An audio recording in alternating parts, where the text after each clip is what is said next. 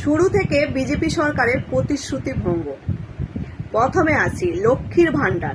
বলেছিল যারা লক্ষ্মীর ভান্ডার পেত তারা সবাই অন্নপূর্ণা ভান্ডার পাবে, শুধুমাত্র যারা অভারতীয় হবে তারা পাবে না। বুঝতে পারলেন? কিন্তু এখন এসে যা দাঁড়িয়েছে 40% কেন, 40%-এর কম মানুষও অন্নপূর্ণার ভান্ডার পাবে না। কিন্তু উনি তো আগে প্রতিশ্রুতি দিয়েছিল না সবাই পাবে, কিন্তু এখন তো প্রতিশ্রুতি আর থাকছে না।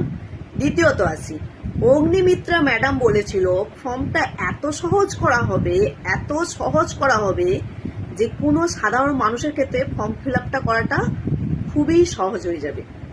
কিন্তু এখন এসে 12 পাতার ফর্ম যা দাঁড়িয়েছে, সমস্ত ঠিকুজি কুষ্টি ব্যাংক অ্যাকাউন্ট প্যান কার্ড সমস্ত ডিটেলস দেওয়া হয়েছে। এবার বলুন দেখি, সাধারণ বাড়ির সাধারণ মহিলা ক্ষেত্রে এই ফর্ম ফিল আপ করাটা কি সহজ হবে? আর যদি ভাবেন আমাকে নিয়ে কিছু বলবেন, আমি আগে লক্ষ্মীর ভান্ডার পেতাম না, এখন অন্নপূর্ণা ভান্ডার পাবোই না, তাই আমি আমার কথা ভেবে বলছি না। প্রতিশ্রুতি যেগুলো দিয়েছিল সেগুলো প্রতিশ্রুতি রাখেনি। এবার আছি এই যে শিক্ষক নিয়োগ, এত শূন্য পদ, এত নিয়োগ, এত হচ্ছে মানে ফাঁকা পদ থাকা সত্ত্বেও শিক্ষিত ছেলে মেয়েরা চাকরি পাচ্ছে না। তাদের নিয়ে সরকার কিন্তু একটা কথা বলছে না। এসএসসি যে টেটটা আটকে থেকে গেছে সে সমস্ত, এখন শিক্ষামন্ত্রীটাই ঠিক করা হয়নি কে শিক্ষামন্ত্রী হবে।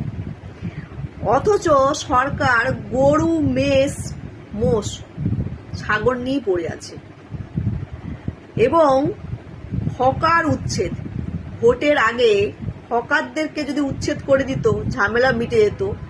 এখন ভোটের পর কোনো নিয়োগ না করে উল্টে লক্ষ লক্ষ মানুষকে বেরোজগারি করে দিল হকার উচ্ছেদ করে। গরিব মানুষের পেটে লাথি পড়লো, তারা চোখের জল নাকের জল ফেলছে। হিন্দু ব্যবসায়ীরা যারা গরু ছাগল মোষ ব্যবসা করত তারা চোখের জল নাকের জল ফেলছে, কারণ তারা ব্যবসা করতে পারছে না। উল্টে তাদের গরু ছাগল মোষ নিয়ে কি হবে তারা চিন্তায় পড়ছে, তারা চোখের জল নাকের জল পড়ছে। এবার আছি তোমার হচ্ছে চতুর্থ। আগে সরকার বলেছিল রাজস্থানে গেছে 450 টাকা দাম আছে, এখানেও কিন্তু 450 টাকা দাম করে দেবে ডবল ইঞ্জিন সরকার হলে। দিল্লিতে যা পেট্রোল ডিজেলের দাম আছে এখানেও তাই করে দেওয়া হবে।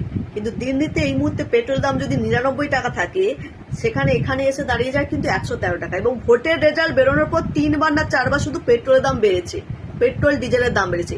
কিন্তু দিল্লিতে যে দামটা আছে সেই দামটা তো এখানে নেই। কেন থাকবে না?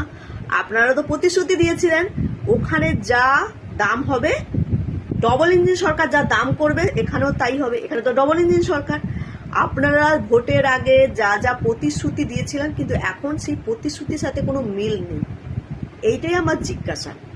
এইভাবে করলে কি মানুষের মুখে হাসি ফুটবে? ব্যাস এইটুকুই জানার। ধন্যবাদ। ভালো লাগলে অবশ্যই ভিডিওটা শেয়ার করবেন।